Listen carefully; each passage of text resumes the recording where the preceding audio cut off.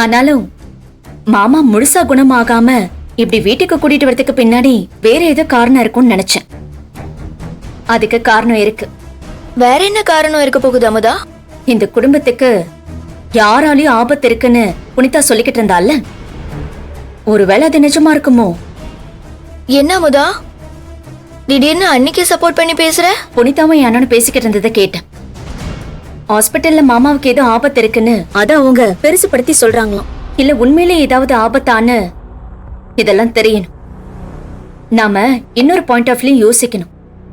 நான் ஹாஸ்பிட்டல் போனப்போ புனிதா காதுல மாமா ஏதோ சொன்னார்னு சொன்னல, அதெல்லாம் யோசிச்சு பார்க்கும்போது என்னமோ சுத்தி நடக்குது யாழினி. நீ சொல்றத கேட்டா எனக்கே பயமா இருக்கு. இது புனிதாவுக்கு மாமாவுக்கு தெரிஞ்ச ஏதோ மர்மம் இருக்கு. அதனாலதான் புனிதா மாமாவை பாதுகாக்கணும்னு நினைச்சு வீட்டுக்கு கூட்டிட்டு வரணும்னு நினைக்கிறான். அப்ப இந்த தடவையும் வழக்கம் போல புனிதாக்கா தான் ஸ்கோர் பண்ணுவாங்களா? நீ போட்ட திட்டம்லாம் என்ன? நான் வேற எங்க அம்மா அப்பா எல்லாம் இங்க வருவாங்கன்னு கனவெல்லாம் காண ஆரம்பிச்சுட்டேன். நம்ம நினைச்சது எதுவுமே வீண் போகாது யாழினி. அவன் யாரு, அவன் எதுக்காக இதெல்லாம் பண்றான்னு முதல்ல நான் தெரிஞ்சுக்கிறேன். என் திட்டத்துல இருந்து புனிதா ஒரு நாளும் தப்பிக்க முடியாது. இங்க பாரு அமுதா, உன்னை நம்பிதான் நான் இருக்கேன், பாத்துக்கோ. பயப்படாத யாழினி. புனிதா தேடுற அந்த ஆளு எங்க இருந்தாலும் நான் சீக்கிரமா கண்டுபிடிப்பேன். எதிரிக்கு எதிரி நண்பன்கிற மாதிரி நான் அவனுக்கு என் கூட சேர்த்துப்பேன்.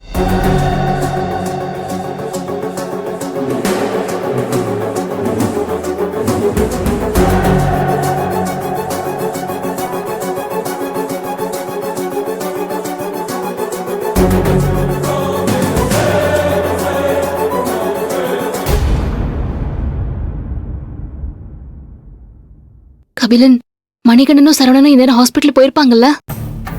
டாக்டர் இப்ப எல்லா உண்மையும் சொல்லிருப்பார்ல அவங்களுக்கு? அவங்க போய் கேட்டா கண்டிப்பா எல்லாத்தையும் சொல்லிருப்பாரு.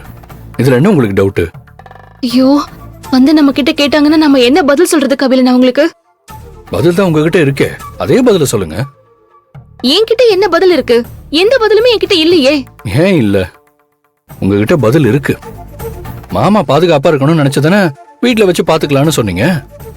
ஆமா. அப்ப அதையே சொல்லுங்க. கபிலன், நான் எவ்வளவு டென்ஷனா பேசிட்டு இருக்கேன். கொஞ்சமாவது என் முகத்தை பார்த்து பேசாம நீங்க போனையே பார்த்து பேசிட்டு இருக்கீங்க.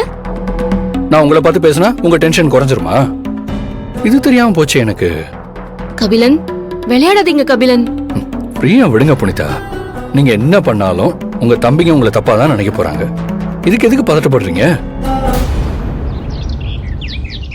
மா மா